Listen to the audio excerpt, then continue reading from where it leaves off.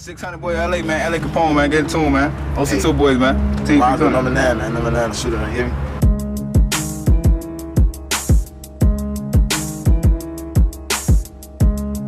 Black TV, bro. OC up Nunu, man. You know how we rockin', man.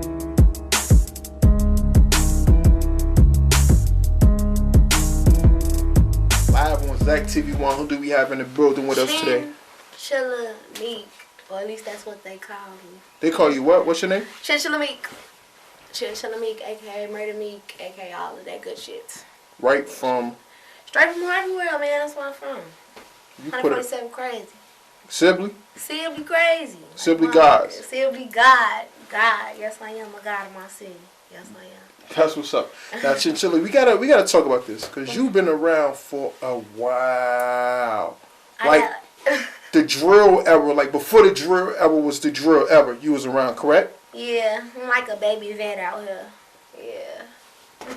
Who did you come up in the game with? Who did you like when you first got started? When I first got started, I was by myself. I was with my bros.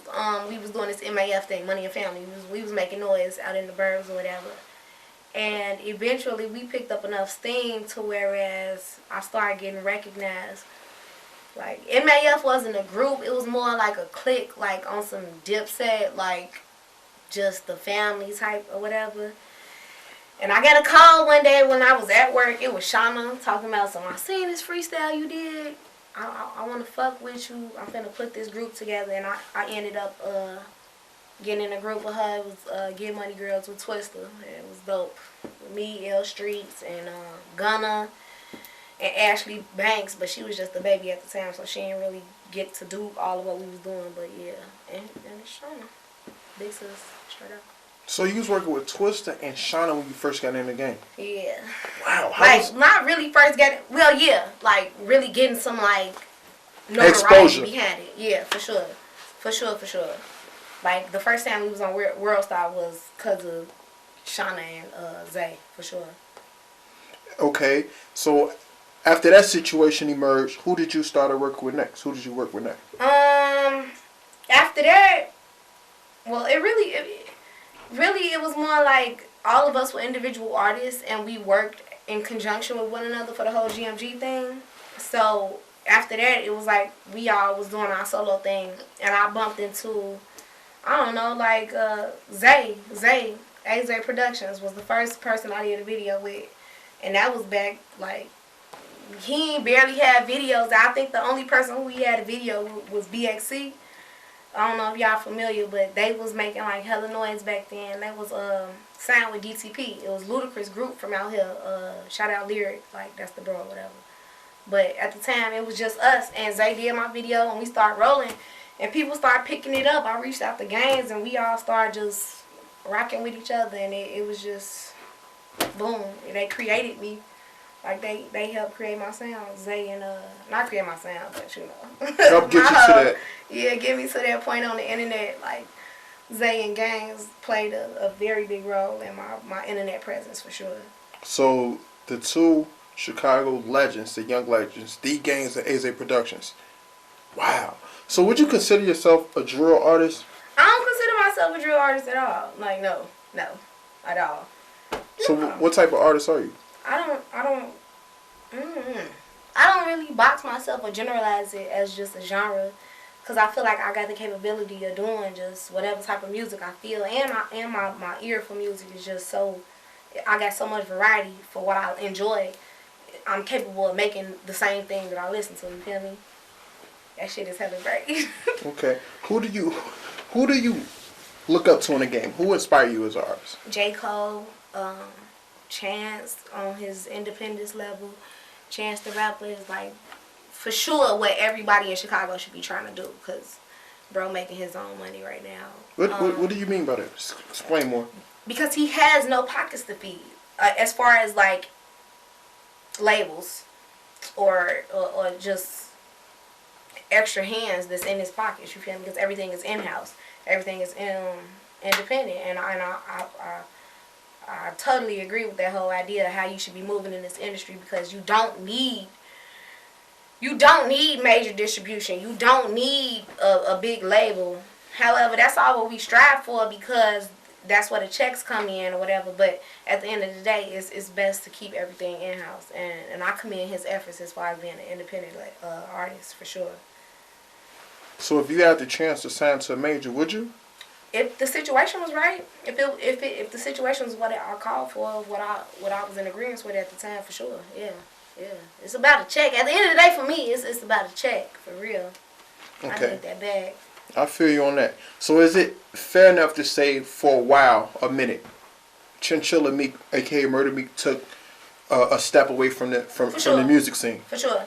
I made that personal decision because like a lot of these rappers, like I bought my first crib when I was 18, so I had a lot of real life obligations that I needed to take care of. And at the end of the day, doing this music shit, like people can put on this facade like they making all of this, doing all of this. They're not. Like for sure, they not doing all of that. Like yeah, we get our feature money. I done made a couple of bands doing features and shows and all of this, whatever. But at the end of the day, if you have real life obligations, it's nothing that's going to be able to sustain for what you really need to handle. So I had to take a step back from just, because rapping comes with the partying every day. We in the studio, we smoking, we drinking, we kicking it, you know what I'm saying? And doing that, I couldn't maintain my 9 to 5 because I low-key, I work a job, you feel me? Like, I still be on the clock. And that shit was just not balancing out well. So I had to, you know, get real life obligations in order before I made the next step. So, but I'm ready now. We back in full effect like a motherfucker. Got to. How long did you take away? How many years? I want to say like a year and a half. It was really like a legit year and a half. But in the music world, that's a big ass gap. Like my last project was 2013 was the last time I dropped the project, like a full-on mixtape. It Feels Good to Be Great with DJ Moondog, and it was hella dope, and you can still download that shit. So go find it. Straight up, it's everywhere. So now getting back in the game is 2016. You know what I'm saying? January 2016, first quarter. Has a lot changed since the Chief Keef era, I should say, to now, to getting back in now? The most significant change is that Chicago, we don't have to, we're no longer building that for foundation because they already know, you know, what to expect from Chicago as far as the talent. Like, it kicked off with Keef and I won't even say that because that's disrespectful to everybody before us. But this when they was entitling us was the New Chicago. So this whole wave of New Chicago, we set up this foundation type, and so now it's easier for people to be like, oh, I'm from Chicago. You immediately have those open ears just off the strength of you dropping the name, you from Chicago. Like, so that's the difference now. It's way easier to get that listen versus to back then we was asking people like, yo, come check us out, come, you know what I'm saying? It's way easier right now, for sure. It's way easier. That's a fact. That's facts. Yeah. Facts. Super true. With that being said, what project are you currently working on? Did you entitle it yet? I did entitle it, and I had pump fake my move. I ain't even gonna lie. I'm sitting on 2-3 mixtapes. Like, I got so much music put together. I was supposed to drop Beauty and the Beast 2, which was like a sequel to my very first project. I was supposed to drop that a long time ago, but like I said, I was pumping myself up and really not being honest with self of understanding like I needed that time to be able to get shit in order. So I still got that for everybody that's waiting, man. I'm still sitting on it. I ain't even gonna lie, like, it's coming. I'm definitely been getting things in works to play for the first quarter, dropping something new for sure. For sure, it's coming. It's there. I never stop working. Like, I stay recording shit all the time. So just because you wasn't on the scene, you was actually still in the studio. I love music. Period, bro. Like, period. Like, that's what I do. I'll sit in your session, whoever's session, and just sit and write. You know what I'm saying? Just on some competitiveness with myself. Like, you go in and record your verse. I'm gonna try to see if I can write a verse that fast. Like, that's just how I am with rapping. Like, I enjoy doing that shit. Like, it's like me breathing. It's natural. That's what I do. Period. Like, When like on the swag talk, the fashion tip, like you dress like you from Cali or something. Like what's up with that? I am from Cali. Oh, word? I am from Cali. I moved to Harvey in 96. I moved to Harvey in 96. I go to school, go back home. Every summer I did that all the way up until I was 14 years old. Yeah, so it's kind of like a mixture of both, like, cultures, I guess. Which is dope because I'm fly as fuck, so. Okay. So a chick like Chinchilla Meek, do you prefer the mics? Because we see you got on mics. Can you show the mics for the camera real quick? I do get on mics. Okay. You flexing. Okay, flexing. Are you like a flats and heels and stilettos type chick or not really?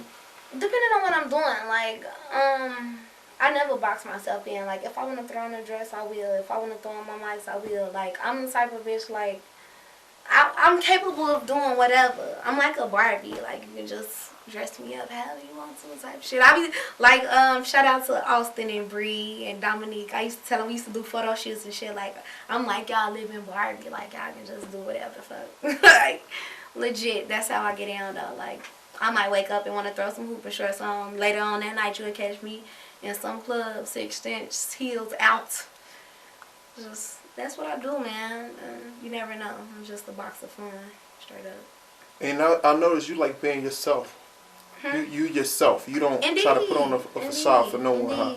That's how everybody should be. Like, I didn't title my mixtape "It Feels Good to Be Great" because not on no cocky shit, but if you enjoy being you, you should be great at being you. So that shit should feel amazing if you accept self. Like I said that earlier, accepting self is accepting truth.